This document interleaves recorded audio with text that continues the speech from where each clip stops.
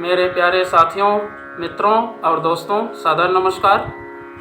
मैं मिस्टर शांतिलाल डंसेना, बड़े डूमरपाली, खरसिया, जिला रायगढ़, छत्तीसगढ़, भारत से हूँ। मित्रों, आध्यात्मिकता का महत्व समझ करके उसका जो वास्तविक सौंदर्य रूप है, मुस्कान है, उसको व्यक्ति भूल जाता है। और आध्यात्मिकता का रहस्य है आनंदमय। उसका दूसरा नाम है या दूसरा रूप है प्रसन्नता। व्यक्ति के हृदय में यदि प्रसन्नता है, आनंद है, तो वह संपूर्ण रूप से परिपुष्ट है।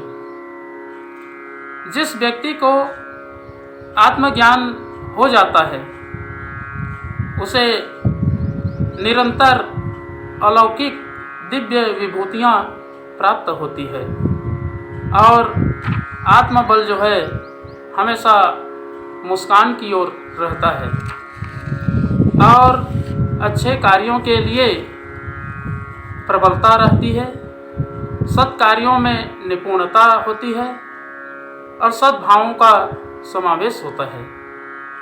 विचारों में एक अद्भुत दिव्य क्षमता है जिसको अनुभव करने से व्यक्ति का परिष्कार हो जाता है और सफल जीवन की दिशा धारा में चल पड़ता है। तो मित्रों, अगर आध्यात्मिकता की मुस्कान को, मुस्कुराहट को अपने अंदर समावेश करना है तो उसके लिए स्वाध्याय करना बहुत ही जरूरी है। स्वाध्याय करने से व्यक्ति अपने व्यक्तित्व का परिष्कार तो करता ही है, लेकिन आने वाले भविष्य का वो संशोधन भी कर लेता है, क्योंकि आत्मा जो है सबल है, प्रबल है, दिव्य है। इस आत्मा के अंदर विश्व ब्रह्मांड के जितने भी गुण तत्व है सब विद्यमान हैं। अगर हम कोई अच्छे दिशा में प्रवेश करते हैं तो नाना प्रकार के विचारों का संशोधन होता है और हमारी आत्मा जो है प्रकाशमान बनती है, जिसके माध्यम से आत्मबल जो है बढ़ता है और आध्यात्मिकता की मुस्कुराहट अपने आप आती है, जिससे ओजस, तेजस और वर्चस्व की प्राप्ति होती है। तो मित्रों, जीवन एक अनमोल है। व्यक्ति का जीवन आध्यात्मिक होना जरूरी है। अगर आध्यात्मिक नहीं है, भौतिकवादी क्षेत्र में अग्रसर करता है तो ज्ञान की दृष्टि से बहुत पीछे हट जाता है और जो लक्ष्य बना करके इस धरती पर ईश्वर ने पैदा किया है तो उसको भूल जाता है और जो अनावश्यक बेतुकी बातों में उलझ कर के वह फंसा रहता है और अपना जीवन का जो उद्देश्य है उसको समझ नहीं पाता है। तो मित्रों, इन सभी चीज़ों का संशोधन करने के लिए गायत्री महामंत्र का अद्भुत प्रयोग होना चाहिए। जीवन में यदि गायत्री महामंत्र का अनुसरण करेंगे तो निश्चित रूप से सफलता मिलेगी और हर कार्यों में चलने की एक नई दिशा भी मिलेगी। तो आत्मविकास करने के लिए, आध्यात्मिकता का पुनरुत्थान करने के लिए, उसकी जो मुस्कान है, मुस्कुराहट है, उसको हमेशा बनाए रखने के लिए गायत्री महामंत्र का जाप करें, उच्चारण करें, चिंतन मनन करें, ध्यान करें, तो आत्मा जो है सबल होगी। तो आइए मित्रों, एक बार गायत्री महामंत्र और एक बार महामृत्युंजय मंत्र का मेरे साथ साथ में उच्चारण करने का प्रयास करेंगे। ओम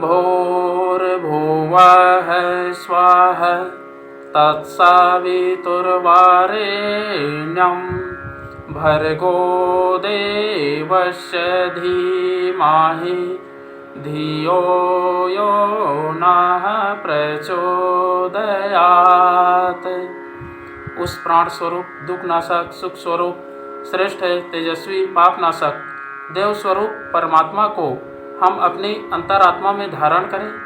वह परमात्मा हमारी बुद्धि को सत्मार्ग की ओर प्रेरित करे।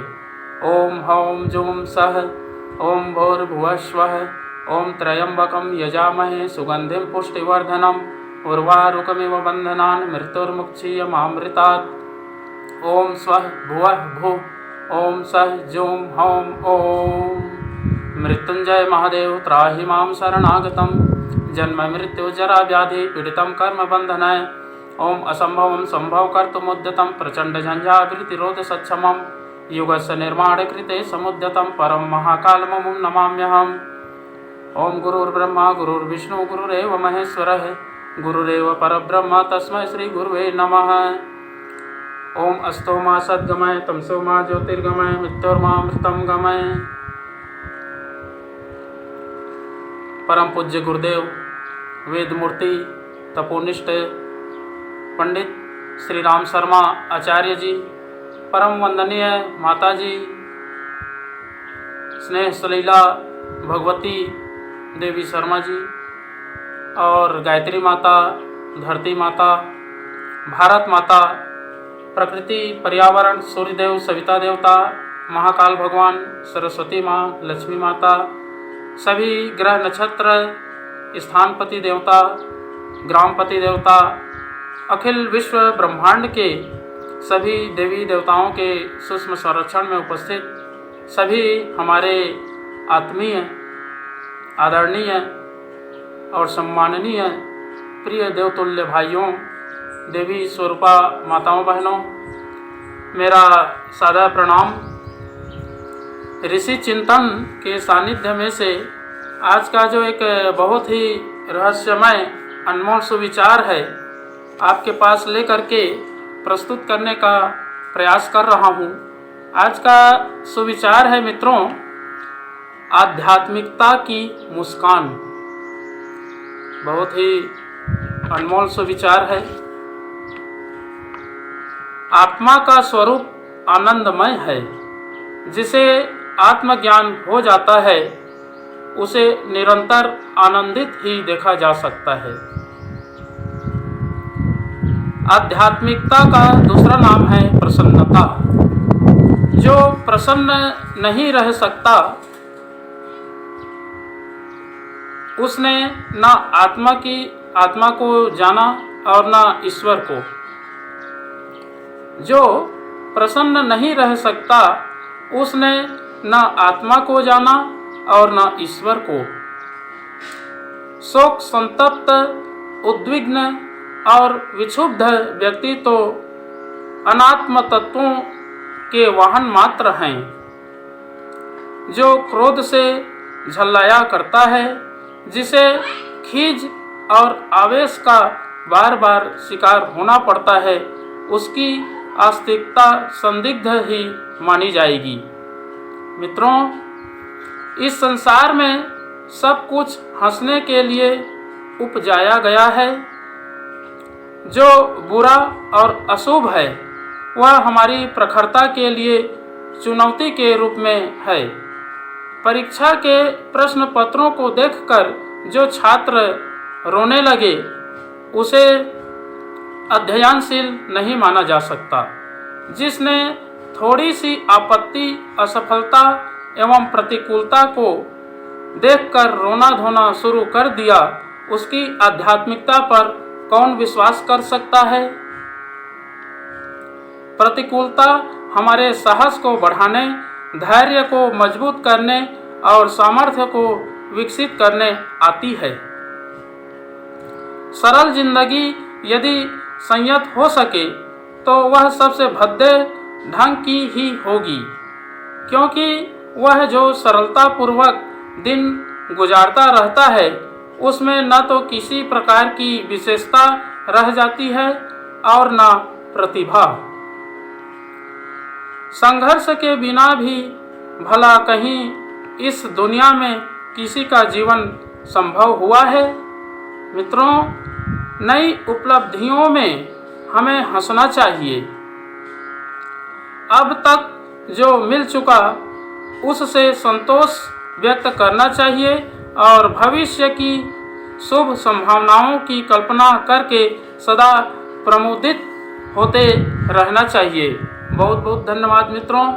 अगले बार नए विचारों लेकर के नए वीडियो के साथ में आपके पास फिर प्रस्तुत होंगे। हमारे इस YouTube चैनल को, वीडियो को सब्सक्राइब करना तो बिल्कुल ना भूलें। अगर आप पहली बार देख रहे हैं तो ज़रूर सब्सक्राइब करें, बेल आइकन को भी क्लिक करें, ऑल ऑप्शन का चयन करें और शेयर करें अपने इष्ट मित्रों के पास। अगर हमारे विचारों में कोई संशोधन की आवश्यकता है तो कमेंट बॉक्स में बिल्कुल भेजें और सुझाव हमें देने की कष्ट करें। सादर नमस्कार, धन्यवाद।